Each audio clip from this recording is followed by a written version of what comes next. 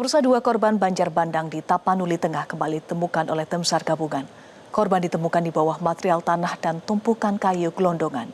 Saudara, gelondongan kayu yang terbawa banjir yang melanda di utara Sumatera November lalu menjadi indikasi penebangan pohon hasil pembukaan lahan. Hutan di Aceh, Sumatera Utara, dan Sumatera Barat menyusut 1,2 juta hektar atau lenyap hampir 100 hektar setiap hari selama 3 dekade. Bukan hanya para pelaku saja, tapi para pemberi izin. Ada masa ketika bumi hanya menagih apa yang pernah kita ambil darinya. Dan ketika ia menagihnya kembali, manusia menyebutnya bencana. Di Sumatera, air meluap bukan semata karena hujan, tapi karena akar-akar yang dulu menjaga tanah telah dirontokkan oleh tangan-tangan yang lebih mencintai keuntungan daripada kehidupan. Namun yang paling memilukan bukan derasnya banjir, melainkan derasnya kedatangan mereka yang tidak pernah ada sebelum bencana terjadi. Mereka muncul dengan rombongan kamera, seakan lumpur adalah panggung dan derita rakyat adalah dekorasi visual untuk menampilkan kepedulian yang selama ini hanya berupa slogan. Ironisnya, ketika para penguasa saling berebut citra, rakyat kecil justru bergerak tanpa tepuk tangan. Mereka tak punya jabatan, tapi mereka punya hati yang tidak perlu dipromosikan. Dan dalam hitungan hari, donasinya menjulang hingga miliaran rupiah. Bukan karena ia punya pangkat, tapi karena rakyat mengenali ketulusan yang tak pernah bisa dipoles dengan pencitraan. Ketika seorang warga mampu menggerakkan bangsa lebih cepat daripada pemerintahnya, itulah tanda bahwa ada yang retak dalam struktur negeri ini. Namun, retakan seperti ini bukan hal baru dalam sejarah kita. Sejak dulu, rakyat selalu bangkit lebih dulu, sementara kekuasaan hanya menyusul ketika keadaan memaksanya. Sebelum negeri ini punya kemerdekaan, punya presiden, punya parlemen, bahkan sebelum kata Indonesia benar-benar diucapkan, rakyat sudah lama menanggung penderitaan yang tidak pernah dianggap penting oleh mereka yang duduk di atas. Dan dari penderitaan itulah muncul kesadaran pertama bahwa bangsa ini tidak boleh selamanya menggantungkan nasib pada mereka yang tak melihat rakyat sebagai manusia. Kesadaran itu tumbuh perlahan, berawal dari sebuah kebijakan yang tampak manis, tapi lahir dari kepentingan kolonial, politik etis. Sebuah celah kecil yang tanpa sengaja membuka jalan untuk kelahiran generasi-generasi baru yang menolak tunduk dan memilih Bamti.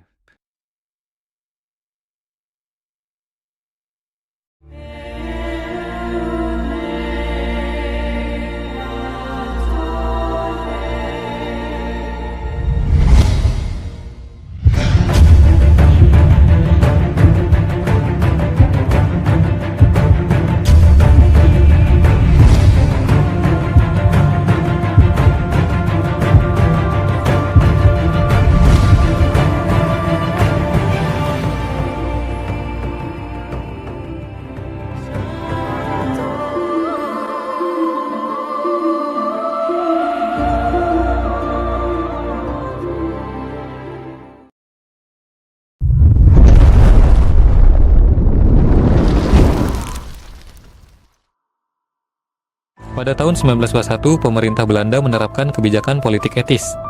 Kebijakan ini berfokus pada pendidikan, irigasi, dan transmigrasi. Walaupun tujuan awalnya untuk kepentingan kolonial, politik etis justru membuka kesempatan bagi rakyat pribumi untuk mendapatkan pendidikan modern. Dari kelompok terpelajar inilah lahir organisasi modern pertama yang bergerak dalam bidang pendidikan, Budi Utomo. Kemunculan Budi Utomo menjadi tanda munculnya kesadaran nasional. Sejak saat itu, pola perlawanan rakyat Indonesia mulai berubah dari perjuangan bersenjata dan kedaerahan menjadi gerakan yang lebih terorganisir berskala nasional. Para tokoh Indonesia pada masa itu juga terinspirasi oleh berbagai revolusi besar di dunia. Revolusi Amerika, Revolusi Prancis, dan Revolusi Rusia menunjukkan bagaimana sebuah bangsa dapat melawan kekuasaan yang menindas secara nasional. Inspirasi tersebut ikut membentuk pola pikir baru di Hindia Belanda.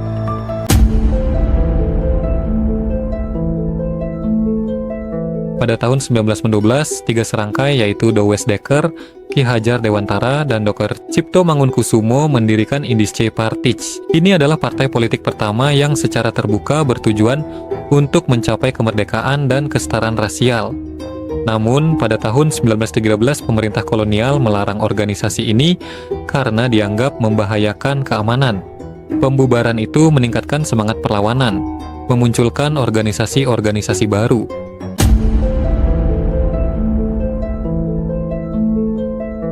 Pada 11 Januari 1942, Jepang mulai memasuki Tarakan. Awalnya, Jepang disambut baik oleh rakyat karena dianggap sebagai pembebas Asia. Pada 7 Maret 1942, Jepang mengeluarkan Osamu Seirei nomor 1, yaitu penghapusan jabatan Gubernur Jenderal Hindia Belanda. Seluruh kekuasaan diambil alih oleh Panglima Tentara Jepang. Struktur sipil dan undang-undang Belanda tetap berlaku sementara selama tidak bertentangan dengan aturan Jepang. Keesokan harinya, 8 Maret 1942, Perjanjian Kalijati ditandatangani. Belanda menyerah tanpa syarat kepada Jepang dan kekuasaan militer serta politik Hindia Belanda berpindah secara de facto ke tangan Jepang. Rakyat awalnya senang, namun kepercayaan rakyat mulai retak ketika Jepang membubarkan semua organisasi politik di Hindia Belanda kecuali MIAI dan menggantikannya dengan Gerakan 3A untuk propaganda.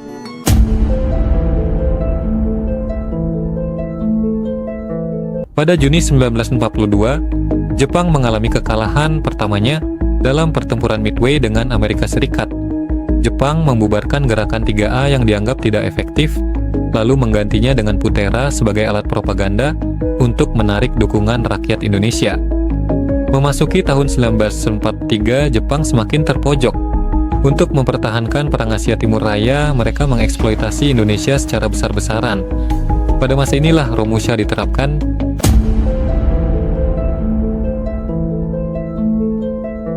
Seiring kekalahan yang terus beruntun, Jepang berusaha menarik simpati bangsa Indonesia. Pada 7 September 1944, Perdana Menteri Koiso mengumumkan bahwa Indonesia akan diberi kemerdekaan di kemudian hari. Janji inilah yang membuka jalan menuju pembentukan BPUPKI pada 29 April 1945. Sidang pertama BPUPKI diselenggarakan untuk merumuskan dasar negara Indonesia merdeka. Sidang ini dipimpin oleh Dr. Rajiman Wediodiningrat dan dihadiri oleh tokoh-tokoh penting seperti R.P. Suroso, Ahmad Subarjo, Muhammad Hatta, Muhammad Yamin, Dr. Supomo, dan Insinyur Soekarno. Sidang berlangsung selama 3 hari. Pada hari pertama, Muhammad Yamin memaparkan gagasan dasar negara dengan poin-poin utama yang ia ajukan, yaitu peri kebangsaan, peri kemanusiaan, peri ketuhanan, peri kerakyatan, dan kesejahteraan rakyat.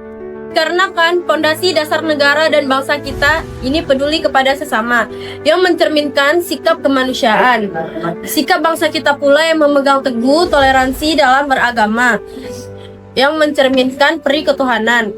Dan juga rakyat kita merupakan rakyat yang beragam, sehingga hal ini dapat mewujudkan kesejahteraan rakyat. Terima kasih. Pada hari kedua, Dr. Supomo menyampaikan konsep negara dengan pendekatan integralistik, yaitu adapun rumusan yang saya usulkan yaitu 1. Persatuan, 2. Kekeluargaan, 3. Keseimbangan lahir dan batin, 4. Musyawarah, dan 5. Keadilan rakyat. Demikian gagasan yang telah saya sampaikan, mohon untuk dipertimbangkan. Terima kasih. Pada hari ketiga, Insinyur Soekarno menyampaikan pidato bersejarah yang kemudian dikenal sebagai lahirnya Pancasila. Saudara-saudara sekalian, setelah saya berpikirkan semalaman, saya berpendapat bahwa dasar negara kita berdasar kepada yang pertama, kebangsaan Indonesia, yang kedua, internasionalisme dan peri kemanusiaan, yang ketiga, mufakat atau demokrasi, yang keempat, kesejahteraan sosial, dan yang kelima, ketahanan yang berkebudayaan. Setelah pidato Soekarno pada hari ketiga, BPUPKI membentuk Panitia 9 yang merumuskan Piagam Jakarta. Rumusan itu disahkan pada 22 Juni 1945 dan diterima sebagai pembukaan Undang-Undang Dasar. Dengan landasan tersebut, BPUPKI kembali bersidang pada tanggal 10 sampai 17 Juli 1945. Dalam sidang kedua ini, laporan lengkap Panitia Perancang UUD dipresentasikan, termasuk penggunaan Piagam Jakarta sebagai pembukaan. Setelah laporan tersebut diterima, sidang beralih ke tahap selanjutnya, yaitu pembahasan dan pengambilan keputusan mengenai bentuk negara Indonesia merdeka. Baik tuan-tuan, untuk membentuk suatu negara, Mari kita akan melakukan voting atau pemungutan suara. Mengapa tidak musyawarah mufakat saja? Karena dengan voting kita bisa memutuskan masalah dengan adil. Dan kita juga tidak perlu dapat mengeluarkan kata-kata tidak penting. Marilah tuan-tuan kita melakukan voting untuk membentuk suatu negara.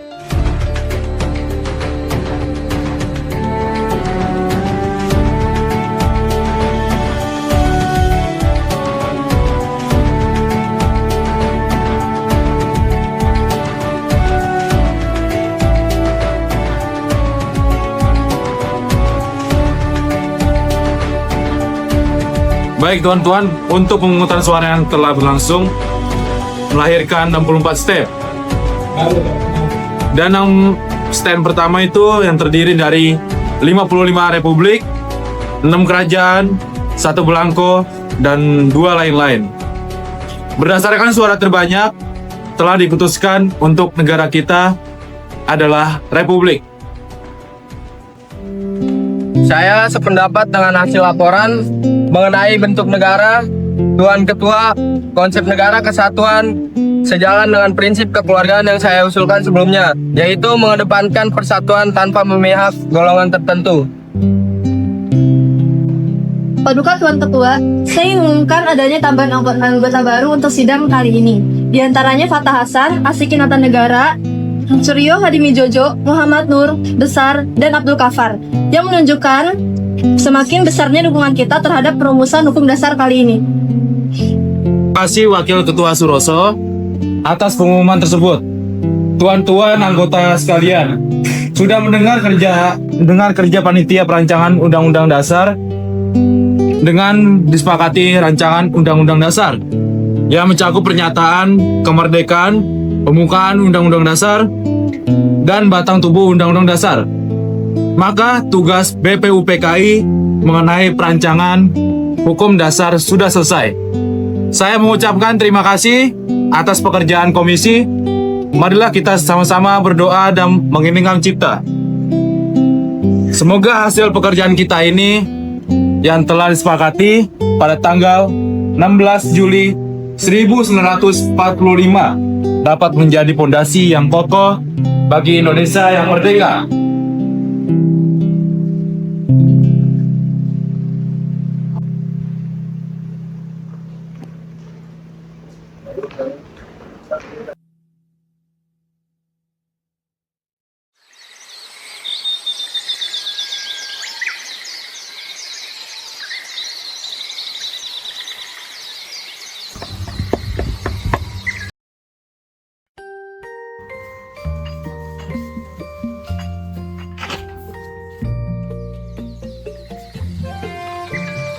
Lagi, bisa saya bertemu dengan Soekarno?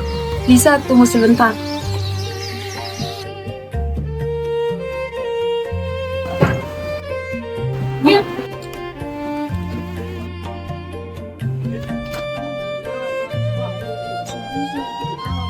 Pak, ada yang mencarimu. Tolong suruh dia duduk di ruang tamu. Baik, Pak.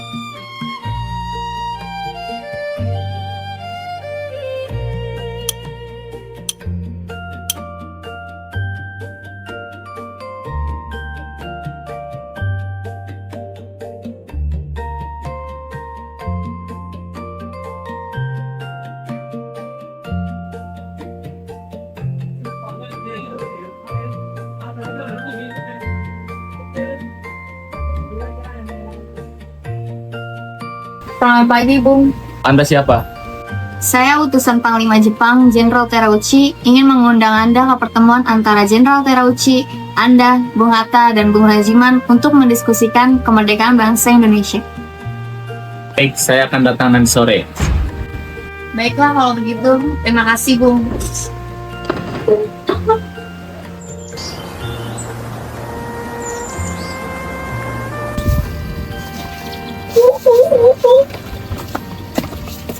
Selamat datang, Bung.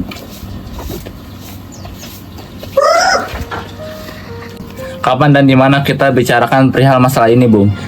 Kita akan mengadakan pertemuan besok lusa di rumah saya. Sampai bertemu besok, Bung. Sampai bertemu besok, Bung. Kami akan tetap memberikan kemerdekaan bagi bangsa Indonesia sehingga pembentukan PPKI kemarin akan membantu. Lalu tugas PPKI apa aja? PPKI akan menyiapkan semua kelengkapan negara saat proklamasi. Lalu kapan proklamasi bisa dilaksanakan? Kami belum menentukan tanggalnya, tetapi yang pasti Jepang akan memberikan kemerdekaan bagi Indonesia. Apakah wilayah Indonesia akan meliputi seluruh bagian Hindia Belanda? Bisa jadi wilayah Indonesia dapat meliputi wilayah tersebut. Pertemuan dengan Terauchi berakhir dengan kepastian yang menggantung. Para pemimpin kembali ke tanah air tanpa mengetahui bahwa Jakarta sedang menunggu kabar jauh lebih penting daripada janji kemerdekaan Jepang. Kawabe and American Colonel Mashbear, who almost gives a handshake this way. And Kawabe meets Major General Willoughby, MacArthur's Chief of Intelligence. Negotiations in Manila that bring the surrender of Japan down to concrete facts. The delegates are empowered to take orders from General MacArthur and credentials are presented. Jepang telah kalah. Apakah itu benar? Setelah mendengar itu, Sultan Syahrir bergegas menemui Chairil Anwar. Chairil Anwar.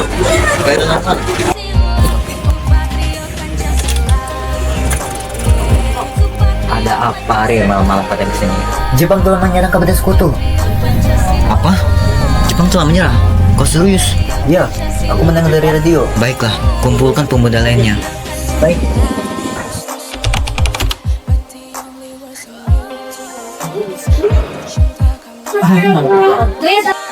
Rasanya Bung, saya masih belum yakin jikalau Jepang sudah menyerah kepada sekutu. Kalau gitu, kita perlu diskusi lebih lanjut tentang tokoh-tokoh di Indonesia. Lalu Bung, siapakah saja tokoh-tokoh itu? Baik golongan tua maupun muda harus mempersiapkannya. Harus mempersiapkan terlebih dahulu sidang PPKI. Itu kita tidak bisa membicarakannya dalam PPKI karena PPKI itu dibentuk oleh Jepang. Kemerdekaan Indonesia harus dihasilkan oleh usaha rakyat Indonesia sendiri, bukan pembelian negara lain. Bukan begitu, Bu? Tapi sudah seharusnya kita membicarakan hal ini di dalam sidang PPKI, karena PPKI dibentuk untuk mempersiapkan kemerdekaan Indonesia. Ajakan itu ditolak. Soekarno dan Hatta tetap menunggu janji Jepang, sementara para pemuda memilih jalan lain. Para pemuda pun mendatangi rumah Soekarno. Tanpa banyak kata, mereka mendesak Soekarno dan Hatta ikut bersama mereka ke Rengas Dengklok. Fatmawati dan Guntur Kecil pun dibawa atas permintaan Soekarno yang tak ingin pisah dengan keluarganya. Di Rengas Dengklok, para pemuda mendesak. Mereka ingin kepastian, janji, dan keputusan bahwa kemerdekaan harus diproklamasikan hari itu juga. Setelah perdebatan panjang, Soekarno dan Hatta akhirnya bersedia, asal ada jaminan bahwa dukungan nasional tetap utuh. Ahmad Subarjo kemudian berangkat ke Rengas Dengklok. Setelah pembicaraan penuh ketegangan, ia berhasil membawa pulang Soekarno dan Hatta ke Jakarta. Malam itu, mereka menuju rumah Laksamana Maeda. Bagaimana mungkin kita merumuskan teks di dalam rumah Laksamana Jepang? Ketenanglah kalian semua. Selagi kalian berada di rumah saya, keselamatan kalian akan terjamin. Kita bisa merumuskannya di mana, Bu? Silakan, Bu. Kalian bisa berdiskusi di ruang makan saya. Silakan, Bu.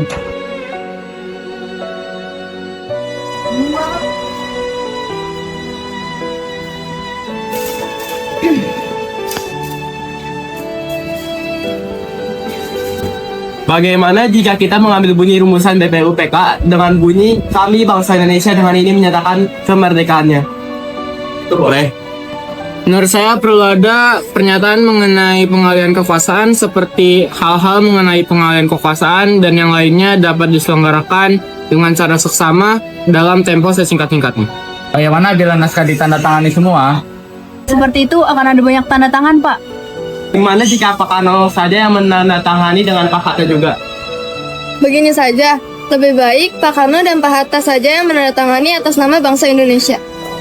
Menurut saya ide kamu bagus. Naskah proklamasi akhirnya disepakati. Bung Karno menuliskannya dengan tangan, lalu diserahkan kepada Sayuti Melik untuk diketik. Sayuti Melik mengubah beberapa kata dan format pada naskah proklamasi kemerdekaan Indonesia saat mengetiknya, terutama mengganti tempo menjadi tempo, wakil-wakil bangsa Indonesia menjadi atas nama bangsa Indonesia, dan memperbaiki penulisan tanggal dari jadi. Teks proklamasi telah selesai. Kini, sejarah tinggal menunggu pembacaan proklamasi oleh Soekarno. Pada awalnya, pembacaan proklamasi akan dilakukan di lapangan Ikada, tetapi dihubungkan dengan alasan keamanan. Maka dipindahkanlah ke kediaman Soekarno, Jalan Pegangsaan Timur 56, dan dibacakan pada pukul 10 pagi. Proklamasi. Kami, bangsa Indonesia, dengan ini menyatakan kemerdekaan Indonesia. Hal-hal yang mengenai pemindahan kekuasaan dan lain-lain diselenggarakan dengan cara saksama dan dalam tempo yang sesingkat-singkatnya. Jakarta, 17 Agustus 1945, atas nama bangsa Indonesia, Soekarno-Hatta.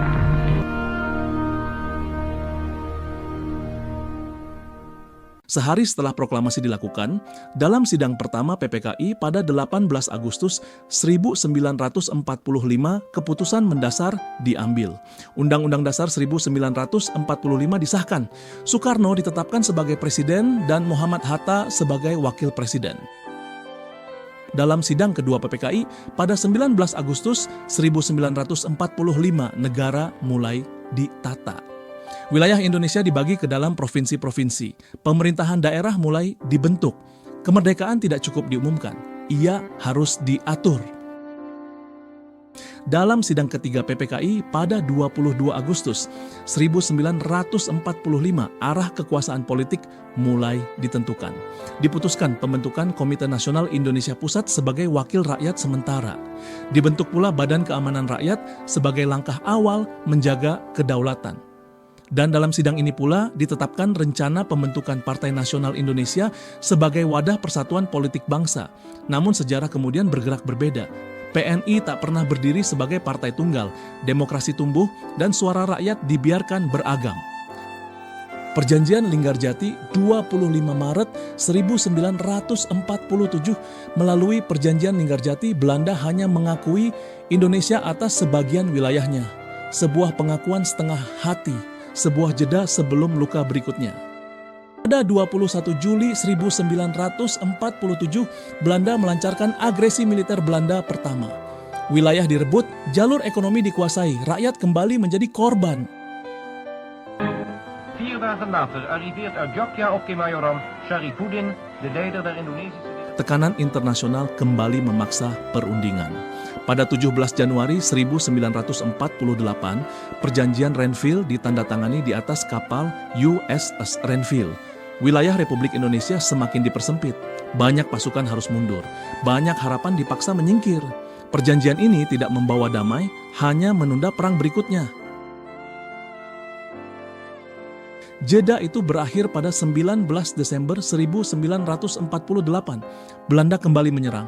Yogyakarta diduduki. Presiden dan wakil presiden ditangkap. Namun negara ini tidak runtuh. Van de Republikeinse delegatie ziet u hier Mr. Sastoa Wijoyo, Mr. Mohammed Rum, en Dr. Laimena. Perjanjian Romroyen 7 Mei 1949, tekanan internasional memaksa perubahan. Perjanjian Romroyen ditandatangani, agresi dihentikan, pemerintahan Indonesia dikembalikan. Pada 23 Agustus hingga 2 November 1949, konferensi meja bundar digelar di Den Haag. Dunia akhirnya duduk bersama. Belanda mengakui kedaulatan Republik Indonesia Serikat, penyerahan kedaulatan secara resmi tanggal 27 Desember 1949, pembentukan Uni Indonesia Belanda untuk kerjasama, Indonesia mengambil alih utang Hindia Belanda, dan status Irian Barat ditunda penyelesaiannya untuk diawasi.